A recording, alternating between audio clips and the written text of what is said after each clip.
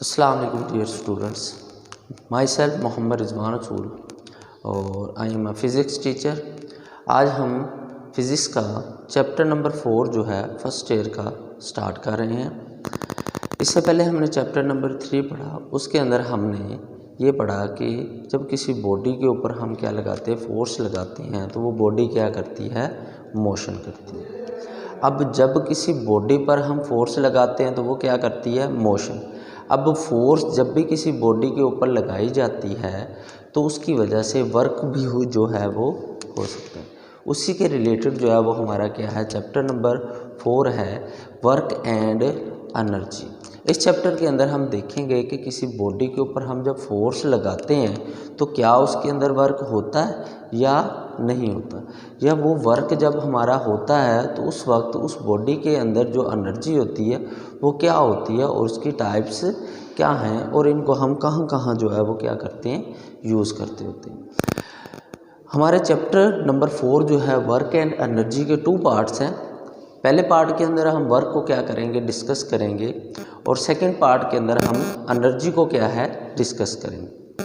लेकिन इस चैप्टर के अंदर आपने एक बात जो है वो अपने माइंड के अंदर जो है वो अच्छी तरह बिठा लेनी है कि इस चैप्टर में चाहे मैं वर्क वाला पार्ट को क्या कर रहा हूँ, आपको समझा रहा हूँ, चाहे मैं आपको एनर्जी वाले पार्ट को क्या कर रहा हूँ, समझा रहा हूँ, तो आपने एक बात अपने ध्यान में बिठा कर रखनी है कि वर्क एंड एनर्जी ये दोनों एक दूसरे के क्या होते हैं, पैरेलल होते हैं। अब ये नहीं कह सकते कि वर्क है तो एनर्जी नहीं, और ये भी नहीं कह सकते कि एनर्जी है तो वर्क नहीं। ये दोनों एक दूसरे के क्या होते हैं, पैरेलल होते हैं। हम इनको अलग-अलग नहीं रख सकते, ठीक है। तो जहाँ पर भी मैं वर्क की बात करूँगा तो आपके ज़हन में ये बात रहनी चाहिए कि सर वर्क कह रहे हैं तो साथ इसका मतलब ये भी है कि यहाँ एनर्जी की बात हो रही है, और अगर सर एनर्जी कह रहे हैं तो वहाँ पर आपके ज़हन में ये बात होनी चाहिए कि सर एनर्जी कह रहे हैं लेकिन यहाँ पर वर्क भी मौजूद है। आए हम चैप्टर नंबर 4 जो है वो स्टार्ट करते हैं। हमारा पहला टॉपिक जो है वो क्या है, वर्क। वर्क क्या होता है, जब भी किसी बॉडी के ऊपर हम क्या करते हैं, फोर्स अप्लाई करते हैं, और उस बॉडी के ऊपर फोर्स अप्लाई करने की वजह से उसके अंदर क्या आती है, डिस्प्लेसमेंट आती है। वो कुछ ना कुछ डिस्टेंस क्या करे, कवर करे, यानी वो डिस्प्लेसमेंट जो है वो कुछ डिस्टेंस की होनी चाहिए। जब वो डिस्प्लेसमेंट कुछ डिस्टेंस की होगी तो हम कहते हैं उस बॉडी ने जो है वो क्या किया, वर्क किया। डेफिनेशन में लिखा है when force is applied on a body, जब फोर्स बॉडी पे अप्लाई की जाती है, and its displacement is through some distance, और उसकी डिस्प्लेसमेंट जो है वो कुछ डिस्टेंस की होती है, तो उस वक्त हमारा उस बॉडी के अंदर क्या होता है, वर्क होता है। लेकिन हमारी डेली लाइफ के अंदर बहुत सारे हमारे पास केसेस ऐसे हैं जिसके अंदर हम क्या करते हैं, फोर्स लगाते हैं और बॉडी जो है वो क्या करती है, डिस्प्लेस भी होती है। फॉर एग्जांपल के तौर पर मेरे पास क्या है, एक बैग है। उस बैग को क्या किया, मैंने हाथ में पकड़ा और उसको एक जगह से उठाकर मैं दूसरी जगह के ऊपर जो है वो लेके जा रहा। अब जब मैंने बैग उठाया हुआ है तो मैं अपनी आर्म की डायरेक्शन में क्या कर रहा हूँ, फोर्स लगा, यानी ऊपर की तरफ जो है वो मैं क्या लगा रहा हूँ, फोर्स लगा रहा हूँ। तो और बैग को मैं कैरी करके एक जगह से क्या ले जाता हूँ, दूसरी जगह ले। अब मैं एक जगह से दूसरी जगह गया हूँ तो वहाँ पर वर्क भी हुआ है, लेकिन फिजिक्स कहती है कि वहाँ पर वर्क जो है वो आपने उस बैग को उठाने में कोई वर्क नहीं किया। उसकी रीज़न क्या है, इस डेफिनेशन का सेकंड पार्ट है, वो सेकंड पार्ट कहता है displacement is in the direction of force, कि जब वो बॉडी जो है वो आप क्या कर रहे हैं, उस पर फोर्स लगा रहे हैं और वो क्या कर रही है, डिस्प्लेसमेंट कर रही है सम, तो फोर्स और उस डिस्प्लेसमेंट की डायरेक्शन जो है वो क्या होनी चाहिए, सेम। अगर उस फोर्स और उस डिस्प्लेसमेंट की डायरेक्शन सेम नहीं होती तो हम कहते हैं कि उस बॉडी के अंदर वर्क नहीं, ठीक है। तो हमारे पास ये डेफिनेशन है कि बॉडी के ऊपर हम क्या लगाएं, फोर्स लगाएं, और उस फोर्स की वजह से बॉडी एक जगह से मूव करके कहाँ जाए, दूसरी जगह जाए, और एट द सेम टाइम उस फोर्स और डिस्प्लेसमेंट की डायरेक्शन जो है वो क्या हो, सेम। तो हम कहते हैं उस बॉडी में क्या हुआ है, वर्क हुआ। फॉर एग्जांपल यहाँ डायग्राम बनाई हुई, ये एक मेरे पास क्या है बॉडी है जिसका मास m है। इस मास के ऊपर मैं क्या लगा रहा हूँ, F फोर्स लगा रहा हूँ। इस फोर्स लगाने की वजह से ये बॉडी यहाँ से मूव करके कहाँ चलेगी है, यहाँ पर चलेगी। इसने कुछ डिस्प्लेसमेंट जो है वो क्या किया है, कवर किया है। और यहाँ पर इस फोर्स और इस डिस्प्लेसमेंट दोनों की डायरेक्शन जो है वो क्या है, सेम है। डायरेक्शन सेम हो तो थीटा इज इक्वल टू क्या आता है हमारा 0 डिग्री। तो हम कहेंगे कि यहाँ पर ये जो मैंने एग्जांपल ली है इसके अंदर हमारा क्या हो रहा है, वर्क डन हो रहा है। ठीक है, होपफुली स्टूडेंट आपको ये क्लियर हो गया होगा। अच्छा, अब यहाँ पर मैंने ये फोर्स और यहाँ पर भी क्या है, फोर्स लगी, यानी कि जो फोर्स यहाँ लगी है वो आगे जो है वो कंटिन्यू है। जो फोर्स यहाँ लगी है वो यहाँ पर भी लग रही है। अब ये यहाँ पर फोर्स लगी है, ये इस बॉडी को और आगे जो है वो क्या करेगी, मूव करेगी। यानी फोर्स मैंने कुछ देर के लिए नहीं लगाई, ज़्यादा देर के लिए लगाई। अब हम जब किसी बॉडी के ऊपर फोर्स जो है वो ज़्यादा देर के लिए लगाते हैं तो हमारे पास दो तरह के केसेस आते हैं। ठीक है, वही हमारा टॉपिक जो है वो क्या है, 4.1 है। वही हमारा टॉपिक क्या है, 4.1 टॉपिक क्या है हमारा, work done by constant force. यानी एक बॉडी के ऊपर आप फोर्स मुसलसल लगा रहे हैं। अब वो फोर्स जो उसके बॉडी के ऊपर लग रही है अगर वो सेम लग रही होती है तो हम कहते हैं कि ये हमारी जो फोर्स है वो क्या है, कांस्टेंट फोर्स है। उस वक्त हम वर्क डन उसका कैलकुलेट कैसे कर सकते हैं उसको हम क्या जो है वो डिस्कस करेंगे। ठीक है, तो हमारे पास सबसे पहले कांस्टेंट फोर्स की डेफिनेशन है। कांस्टेंट फोर्स क्या होता है, when magnitude and direction of force remain same. जब हम बॉडी के ऊपर जो फोर्स लगा रहे हैं अगर उस फोर्स की जो मैग्नीट्यूड है, जो उसकी वैल्यू है, जैसे मैं 5 न्यूटन की फोर्स यहाँ पर जो है वो क्या कर रहा हूँ, अप्लाई कर रहा हूँ। ठीक है, इसी तरह यहाँ पर भी आपके पास क्या हो, ये फोर्स की जो वैल्यू है, मैग्नीट्यूड जो है वो क्या हो, 5 न्यूटन हो and direction of force remains same. जैसे कि यहाँ पर है इसकी डायरेक्शन और इसकी डायरेक्शन जो है वो क्या है, सेम है। तो मैं कहूँगा कि ये बॉडी जो है उसकी फोर्स जो है उसकी मैग्नीट्यूड और डायरेक्शन दोनों जो हैं वो क्या हैं, सेम है। तो यहाँ पर जो हमारा वर्क डन होगा वो work done by constant force होगा। एक और चीज़, जब भी हम क्या करते हैं कांस्टेंट फोर्स की बात करते हैं, जैसे कि यहाँ डायग्राम में भी आप देखें तो हमारे पास लाइन जो है वो क्या आती है, स्ट्रेट आती है। लाइन जो आती है वो क्या आती है, स्ट्रेट। तो जब भी हम कांस्टेंट फोर्स अप्लाई करते हैं तो उस कांस्टेंट फोर्स का जो ग्राफ बनता है वो ग्राफ हमारा हमेशा क्या होता है, स्ट्रेट लाइन। तो उस स्ट्रेट लाइन के ऊपर जो हमारा वर्क डन हो रहा होता है ग्राफ के अंदर, उसको हम कैसे कैलकुलेट करते हैं, उसका फार्मूला हमारे पास है W=F.D। यानी कि जब भी आपके पास क्या हो, कांस्टेंट फोर्स अप्लाई हो रही होती है तो हम ये वर्क डन का क्या करते हैं, फार्मूला यूज़ कर सकते हैं। अदरवाइज़ हम ये फार्मूला जो है वो वर्क डन का यूज़ नहीं कर सकते।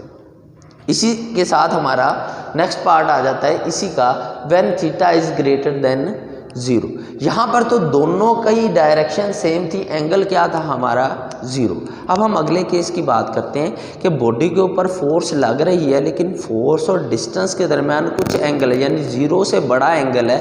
उस वक्त हमारा क्या वर्क डन होगा, अगर होगा तो कैसे होगा। तो उसके लिए हमारा मैंने यहाँ पर लिखा है force and displacement direction is different. Force और डिस्प्लेसमेंट की यहाँ पर डायरेक्शन क्या है, डिफरेंट है, यानी सेम डायरेक्शन नहीं है क्योंकि angle theta is equal to 0 नहीं है।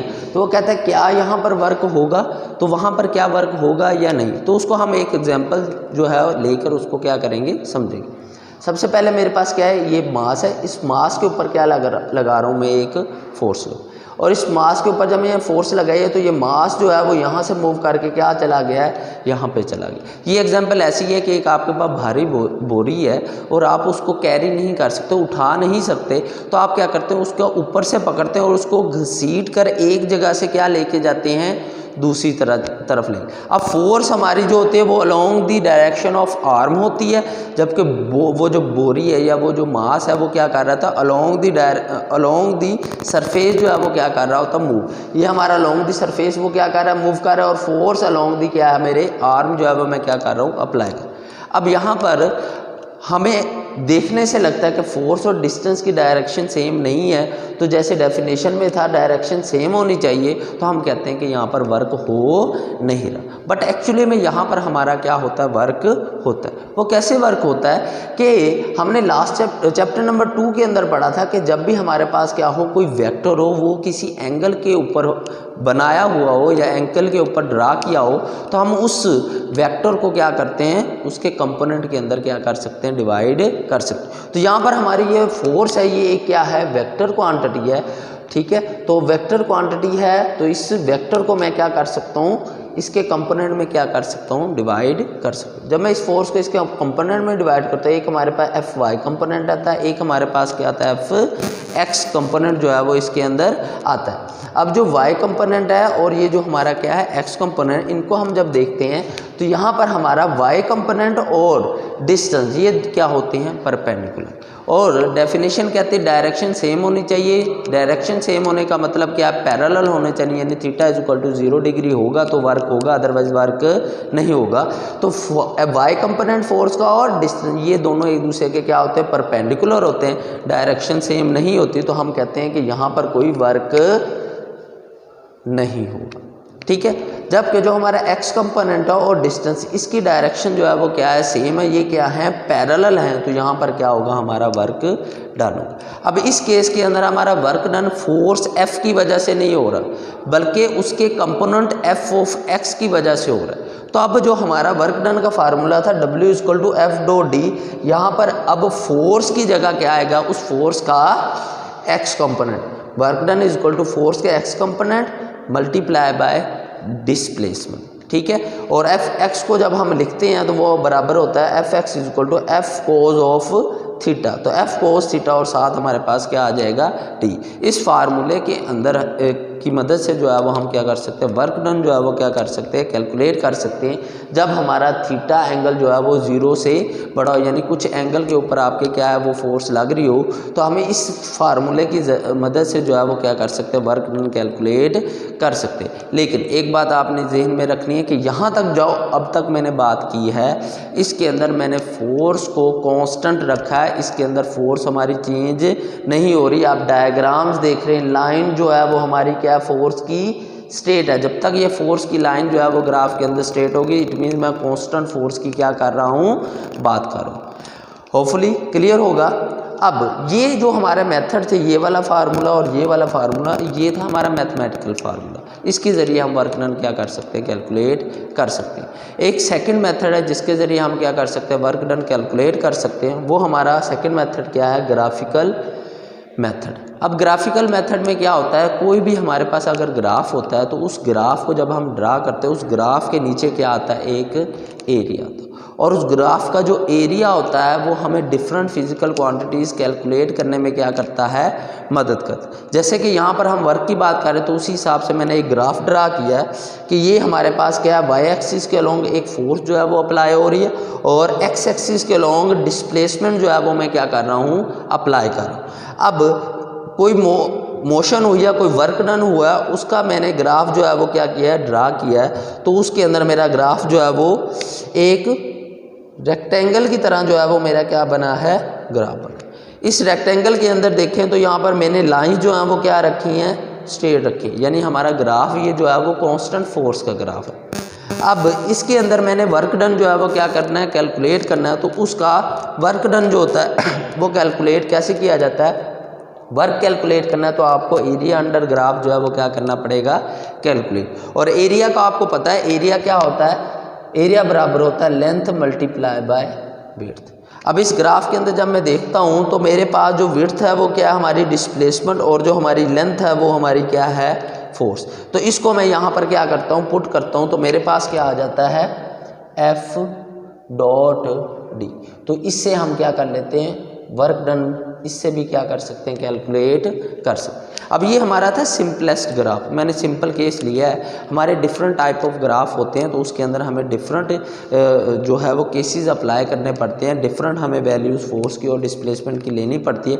लेकिन एक बात जो है वो क्या रहती है, हमेशा कन्फर्म रहती है, कांस्टेंट रहती है या सेम रहती है कि वर्क कैलकुलेट करना है तो आपको उसका एरिया जो है वो ग्राफ के अंदर जो है वो क्या करना पड़ता है, कैलकुलेट। अगर आप वो एरिया कैलकुलेट नहीं करते, आपको कैलकुलेट करना नहीं आता, तो आप वहाँ पर उस ग्राफ से वर्क डन कैलकुलेट नहीं कर सकते। नेक्स्ट हमारे पास ये वर्क की डन जो कांस्टेंट फोर्स है उसके मतलब ये हमारे पास बातें थी। नेक्स्ट हमारे पास ये जो हमारा वर्क डन होता है ये किन चीज़ों के ऊपर डिपेंड करता है, उसको जो है वो हमने क्या करना है, डिस्कस करना। तो सबसे पहले मैंने आप पिछले चैप्टर्स के अंदर भी मैंने आपको बताया था कि जब आपने डिपेंडेंट्स की बात करनी है तो सबसे पहला काम जो आपने करना है, आपने उस क्वांटिटी के फार्मूले को अपने माइंड के अंदर ले आना। जब मैं फार्मूले को माइंड में लाया तो मुझे पता लगा फार्मूले के अंदर एक फोर्स होती है, एक डिस्प्लेसमेंट होती है और एक एंगल क्या होता है, थीटा होता है, जो फोर्स एंड डिस्प्लेसमेंट के दरमियान। अब जी जो क्वांटिटीज़ फार्मूले के अंदर मौजूद होते हैं उन्हीं के ऊपर जो है वो वर्क जो है, जैसे कि अभी वर्क की बात करें तो वो वर्क जो है उन चीज़ों के ऊपर ही क्या करता है, डिपेंड करता है। तो यहाँ पर हमारे पास सबसे पहले क्या है, फोर्स है। हमारी जो फोर्स होती है वो डायरेक्टली प्रोपोर्शनल होती है वर्क की। अगर मैं ज़्यादा फोर्स लगाता हूँ तो वर्क डन भी क्या होता है, ज़्यादा होता है। अगर फोर्स मैं कम लगाता हूँ तो वर्क डन भी क्या होता है, कम होता है। ठीक है, तो ये दोनों एक दूसरे के क्या हैं, डायरेक्टली प्रोपोर्शनल है। तो मैं कहूँगा कि अगर फोर्स ज़्यादा लगेगी तो वर्क क्या होगा, ज़्यादा। अगर फोर्स कम लगेगी तो हमारा वर्क भी क्या होगा, कम होगा। ठीक है, बिल्कुल इसी तरह हमारे पास नेक्स्ट जो है वो डिपेंडेंस वो क्या है, डिस्प्लेसमेंट। अब हमारी जो डिस्प्लेसमेंट है इसका और वर्क का भी क्या होता है, डायरेक्ट रिलेशन। यानी कि अगर आप बॉडी पर फोर्स लगा रहे हैं और वो डिस्प्लेसमेंट जो है वो क्या कर रही है, ज़्यादा कवर कर रही होती है, तो इट मीन्स कि उसके अंदर वर्क भी जो है वो क्या हो रहा है, ज़्यादा हो। अगर वो डिस्प्लेसमेंट जो है वो बॉडी क्या कर रही है, कम कवर कर रही है, तो इट मीन्स कि वो वर्क भी क्या कर रही होती है, कम ही कर रही होती है। यानी कि फोर्स और डिस्प्लेसमेंट जो होते हैं वो वर्क के क्या होते हैं, डायरेक्टली प्रोपोर्शनल होते हैं। लास्ट जो है वो हमारे पास डिपेंडेंट जो है वो क्या है, एंगल थीटा। लास्ट जो डिपेंडेंट्स है वो हमारे पास क्या, एंगल थीटा। अब ये थीटा एंगल जो है, चूंकि इसकी डिफरेंट वैल्यूज़ हमारे पास होती हैं, तो मैं कुछ स्पेसिफिक वैल्यूज़ की क्या करूँगा, बात करूँगा। सबसे पहले हमारा अगर थीटा क्या हो, 0 हो, थीटा अगर क्या हो 90 और थीटा अगर क्या हो 180 डिग्री, तो उस वक्त हमारा वर्क डन क्या होगा। तो यहाँ पर मैंने वर्क का फार्मूला लिखा है और एंगल हमारे पास क्या है, 0। तो यहाँ पर मैंने कोस थीटा की जगह क्या पुट कर दिया है, 0। तो थीटा की जगह 0 पुट किया तो मेरे पास क्या आ गया, एफ डी आ गया। और ये हमारा वर्क डन जो है वो क्या होगा, मैक्सिमम। और इसको मैं क्या कहूँगा, पॉजिटिव वर्क कहूँगा, क्योंकि यहाँ पर मेरे पास कहीं नेगेटिव नहीं आ रहा, तो मैं कहूँगा कि ये वर्क जो है वो मेरा क्या है, पॉजिटिव है। वर्क पॉजिटिव होने का मतलब क्या है कि हम कोई काम जो है वो क्या है, कर रहे हैं और पॉजिटिवली कर रहे हैं। पॉजिटिवली का मतलब हम कह सकते हैं कि वो हमारे लिए बेनिफिशियल, यानी हमें वो फ़ायदा पहुंचा रहा है, तो हम उसे क्या कहते हैं कि ये वर्क जो है वो क्या है, पॉजिटिव। फॉर एग्जांपल जैसे मैं कार जो है उसको रेस देता हूँ तो कार आगे की तरफ क्या कर रही है, मूव कर रही है, तो एंगल हमारा फोर्स और डिस्प्लेसमेंट का उस केस के अंदर हमारा सेम होगा। तो वहाँ पर हमारे पास जो वर्क होगा वो क्या होगा, पॉजिटिव। वो क्या पॉजिटिव हो गया, कार आगे की तरफ क्या करेगी, मूव करेगी। नेक्स्ट हमारे पास क्या है, हमारा थीटा अगर क्या हो 90 डिग्री, तो वर्क का फार्मूला अगेन यूज़ करेंगे, W = FD cos ऑफ 90। और cos 90 किसके बराबर होता है, 0 के बराबर होता है। तो cos 90 की जगह क्या 0 आएगा, 0 इस टर्म से FD से मल्टीप्लाई होगा, तो टोटल टर्म हमारी क्या हो जाएगी, 0। तो ये हमारा वर्क जो है वो क्या होगा, मिनिमम वर्क होगा। ठीक है, या मिनिमम वर्क या 0 वर्क भी जो है वो आप इसे कह सकते हैं, 0 वर्क भी जो है वो इसे हम कहते हैं। ठीक है, अच्छा अब नेक्स्ट हमारे पास क्या, अगर हमारा एंगल जो है वो थीटा = क्या हो 180, तो मैंने फार्मूले में थीटा की जगह क्या कर दिया, पुट 180। और cos 180 जो है वो बराबर किसके होता है, -1 के। तो हमारे पास वर्क जो आ जाएगा वो मैक्सिमम आएगा, लेकिन -FD। अब वर्क हमारा ये नेगेटिव साइन ये नहीं बता रहा वैल्यू बहुत कम है, ये बता रहा है कि वैल्यू जो है वो क्या है, नेगेटिव है वर्क की, यानी वर्क नेगेटिव हो रहा है लेकिन वैल्यू उसकी क्या होती है, मैक्सिमम। फॉर एग्जांपल के तौर पर वही कार है, वो क्या कर रहा हूँ, पहले मैंने रेस दी थी, कार आगे की तरफ क्या कर रही थी, मूव कर रही थी, तो वो हमें क्या दे रही थी, बेनिफिट दे रही, फ़ायदा दे रही थी कि कार आगे की तरफ जो है वो क्या कर रही है, मूव कर रही है, तो उसे मैंने कहा था कि वर्क जो है वो क्या है, पॉजिटिव। लेकिन अगर उसी कार की जो है वो मैं क्या कर देता हूँ, ब्रेक्स को जो है वो क्या कर देता हूँ, प्रेस कर देता हूँ, फोर्स और डिस्प्लेसमेंट की डायरेक्शन क्या हो जाती है, डिफरेंट। फोर्स और डिस्प्लेसमेंट की डायरेक्शन क्या हो जाती है, डिफरेंट हो जाती है, जिसकी वजह से कार जो है वो क्या हो जाती है, डी एक्सेलरेट करती है, यानी क्या होती है, वो स्टॉप करने लगे, उसकी स्पीड क्या हो जाती है, कम हो जाती है। तो उस वक्त हम कहते हैं कि यहाँ पर वर्क हो रहा है, लेकिन वो वर्क जो है वो बेनिफिशियल नहीं है, इस वजह से उसे हम वर्क को क्या कहते हैं, नेगेटिव वर्क कह रहे हैं। ठीक है, तो हमारा यहाँ पर वर्क जो है वो क्या है, मैक्सिमम है, लेकिन उसकी वैल्यू जो है वो क्या है, नेगेटिव में आ रही है, लेकिन वो नेगेटिव वर्क को क्या कर रही है, डिस्क्राइब कर रही है, वो वैल्यू को कम वैल्यू को डिस्क्राइब नहीं कर रही है, वो वर्क नेगेटिव बता रही है कि वर्क जो है वो क्या है, नेगेटिव है। ठीक है, तो यहाँ पर हमारा पॉजिटिव वर्क होता है, यहाँ पर हमारा जीरो, और यहाँ पर क्या होता है, नेगेटिव। यानी कि अगर हमारा एंगल थीटा जो है वो 90 से लेस होता है, 90 से क्या होता है, लेस होता है, तो हमारा वर्क जो है वो क्या होता है, पॉजिटिव। अगर हमारा थीटा एंगल लेस देन क्या होता है, 90, तो हमारा वर्क जो है वो क्या होता है, पॉजिटिव। और जब हमारा थीटा जो है वो क्या होता है, ग्रेटर देन क्या होता है, 90, हमारा थीटा जो है वो क्या होता है, ग्रेटर देन 90 होता है, तो हमारा वर्क जो है वो क्या होता है, नेगेटिव। 90 से थोड़ा सा ऊपर जाएंगे तो थोड़ा सा नेगेटिव, जितना ज़्यादा हमारा एंगल बढ़ता जाएगा हमारा उतना वर्क जो है वो नेगेटिव होता जाएगा। पहले थोड़ा होगा, आहिस्ता आहिस्ता वो ज़्यादा नेगेटिव होता है, यानी पहले जो है वो हमारा जो वर्क है वो थोड़ा जो है वो नेगेटिव है, आहिस्ता आहिस्ता जब हमारा वर्क ज़्यादा होता है, एंगल ज़्यादा होता है, तो हमारा वर्क भी क्या होता है, ज़्यादा होता है, लेकिन वो मज़ीद क्या होता है, नेगेटिव होता रहता है। ठीक है, तो ये हमारे पास क्या है, थीटा के ऊपर हमारी वर्क डन की क्या है, डिपेंडेंस। नेक्स्ट हमारे पास वर्क का क्या आ जाता है, यूनिट। वर्क का यूनिट सबसे पहले हमारे पास क्या है, जूल है, और जूल बराबर होता है न्यूटन मीटर के, और न्यूटन मीटर बराबर होता है किलोग्राम मीटर स्क्वायर पर सेकेंड स्क्वायर से। ये आपको तीनों यूनिट्स जो हैं वो आपके जहन के अंदर होने चाहिए। यहाँ पर हम जूल को डिफाइन करते हैं। जूल क्या होता है, जब हम 1 न्यूटन की जो है वो फोर्स जो है वो क्या करते हैं, अप्लाई करते हैं, ठीक है, और बॉडी जो है वो क्या करती है, 1 मीटर का डिस्प्लेसमेंट जो है वो क्या करती है, कवर करती है, तो वो हमारा 1 जूल के क्या होता है, बराबर। जब 1 न्यूटन की फोर्स जो है वो एक बॉडी के ऊपर लगती है और वो 1 मीटर का डिस्टेंस जो है वो क्या करता है, कवर करता है, तो हम कहते हैं कि वहाँ पर 1 जूल जो है वो क्या है, वर्क डन हुआ है। ठीक है, लास्ट में हमारे पास क्या है, इस वर्क की डायमेंशन है। वर्क की डायमेंशन जो है वो हम इसके यूनिट्स को ही देख कर डायरेक्टली यहाँ पर लिख सकते हैं। जो हमारा वर्क का जो बेस यूनिट्स में जो हमारा यूनिट बनता है वो है किलोग्राम मीटर स्क्वायर पर सेकेंड स्क्वायर। तो यहाँ पर किलोग्राम की डायमेंशन मैंने मास लिख दी है, ठीक है। मीटर जो है वो मीटर की डायमेंशन मैंने लेंथ लिख दी है, और एस सेकेंड टाइम की डायमेंशन मैंने क्या लिख दी है, टी की -2। तो ये हमारे पास क्या होगी, वर्क की क्या होगी, डायमेंशन। ये हमारे पास क्या होगी, वर्क की डायमेंशन। वर्क की डायमेंशंस हो या कोई और भी डायमेंशन हो, आपने उसको लाजमी तौर पे जो है वो इन बड़ी ब्रैकेट्स के अंदर लिखना है। ठीक है, यहाँ तक हमारा टॉपिक 4.1 जो है चैप्टर नंबर 4 का कंप्लीट हो गया है। ठीक है, इंशाल्लाह नेक्स्ट वीडियो के साथ आपके सामने हाजिर होऊंगा, उसमें हम टॉपिक 4.2 को जो है वो डिस्कस करेंगे। Thank you.